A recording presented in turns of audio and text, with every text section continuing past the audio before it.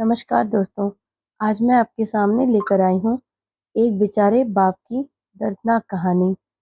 दोस्तों, कोई घटना, कोई किस्सा या कोई कहानी कितनी दर्दनाक हो सकती है, इसे मापने का कोई मापदंड तो नहीं है। लेकिन आज मैं जो आपके सामने कहानी लेकर आई हूँ, मुझे यकीन है कि इससे ज़्यादा दर्दनाक और दुख भरी कहानी ना तो आपने पहले कभी सुनी होगी, ना देखी होगी और ना ही पढ़ी होगी। तो चलिए शुरू करते हैं। 2014 का वर्ष था। इराक में दहशतगर्दों ने हाहाकार मचा रखा था। हर दिन लड़ाइयाँ, खून-खराबा, बम ब्लास्ट, यह तो आम सी बात हो गई थी।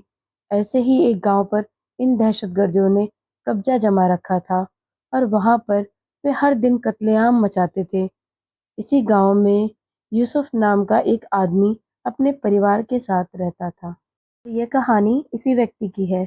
यूसुफ ने अपनी जिंदगी के सबसे भयानक 2 दिन इस दहशती माहौल में देखे, जो पहले उसने कभी अपनी जिंदगी में नहीं देखे थे। दहशतगर्दों द्वारा यूसुफ के इलाके में बॉम्ब फेंका गया था। वह था उसकी जिंदगी का पहला सबसे खराब दिन और दूसरा दिन था इसी बम हमले की वजह से उसकी बीवी का इंतकाल होना। दहशतगर्दों ने गांव पर कब्जा जमा रखा था, इसलिए न चाहते हुए भी अपने 2 जुड़वा बेटों के साथ 2 सालों तक यूसुफ को इसी गांव में रहना पड़ा। लेकिन अब दहशतगर्द और इराकी आर्मी वालों के बीच हर दिन की लड़ाइयाँ शुरू हो गई थी, जिसकी वजह से वहां रहना और ज्यादा खतरनाक हो गया था। यूसुफ किसी तरह उस गांव से निकलकर अपना और अपने बच्चों का जीवन सुरक्षित बनाना चाहता था, लेकिन यह इतना आसान भी तो नहीं था, क्योंकि दहशतगर्दों को हुक्म मिला था कि जो भी इस गांव में भागते हुए पकड़ा जाए, उसे वहीं मार दिया जाए।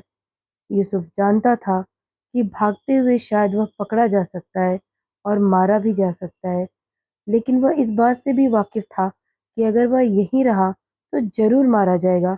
उसे अपनी जान की तो कोई फिक्र नहीं थी। फिक्र थी तो उन 2 नन्हे मासूम जुड़वा बच्चों की, जो अब उसके लिए उसकी दुनिया में सब कुछ थे। काफी सोच विचार और मन मंथन के बाद यूसुफ ने एक योजना बनाई। यूसुफ ने एक दिन अपने दोस्त से बोलकर नींद की दवाइयां मंगा ली। उसने अपने बच्चों के दूध में नींद की दवाई मिलाकर रात को उन्हें दूध में पिलाकर सुला दिया। उसका प्लान था कि रात के अंधेरे में चुपके से बिना किसी आवाज के इस गांव से वह निकलकर सीधा इराक की आर्मी तक पहुंच जाए। इसलिए बच्चों का शांत रहना भी बहुत जरूरी था।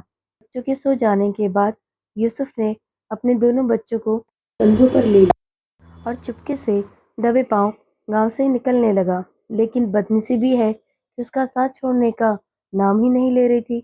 गांव के कोने कोने में दहशतगर्द पहरा दे रहे थे। एक दहशतगर्द ने यूसुफ की आहट सुन ली और उसकी दिशा में एक गोली चला दी। गोली सीधे एक बच्चे के पीठ को चीरती हुई आर पार हो गई और यूसुफ के कंधे पर जा लगी। बच्चे की वहीं पर मौत हो गई। लेकिन मजबूर यूसुफ अपना दुख मनाने के लिए रुक भी नहीं सकता था।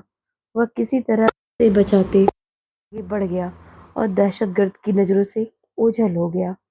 उसके धर्म के नियमों के अनुसार किसी भी व्यक्ति की मृत्यु हो जाती है तो उसे एक निश्चित समय के अंदर ही जमीन में दफनाना जरूरी होता है। अपने असहनीय दुख और रोती हुई आंखों के साथ यूसुफ ने अंधेरे में ही जमीन में गड्ढा खोदना चालू कर दिया। जमीन रेतीली थी, इसलिए वह बड़ी आसानी से गड्ढा खोद पाया। अपने बच्चे को दफन किया और दूसरे बच्चे को लेकर फिर आगे बढ़ गया। थकान से बेहाल और दुख से बेजान यूसुफ आखिरकार इराकी आर्मी तक पहुंच ही गया। जो घटना उसके साथ हुई थी, कि आज़ाद होने की खुशी भी खत्म कर दी थी। आर्मी वालों ने जब उसे अपनी तरफ आते देखा, तो उनमें से एक ने दौड़कर उसके कंधे से उसके दूसरे बच्चे को ले लिया। यूसुफ वहीं पर बैठ गया। आर्मी वालों ने उसे पीने के लिए पानी दिया। यूसुफ पानी पीने लगा, तब आर्मी वालों की बातें उसके कानों में पड़ी, जिसे सुनकर उसके पैरों तले से जमीन ही खिसक गई। आर्मी वाले आपस में बात कर रहे थे कि जरूर इस बच्चे के पीठ पर लगे घाव की वजह से ही इसकी मौत हुई है। हो सकता है कि किसी दहशतगर्द ने पीछे से गोली चलाई हो। उनकी बातें सुनकर यूसुफ को रियलाइज़ हुआ कि उसने कितनी बड़ी गलती कर दी थी।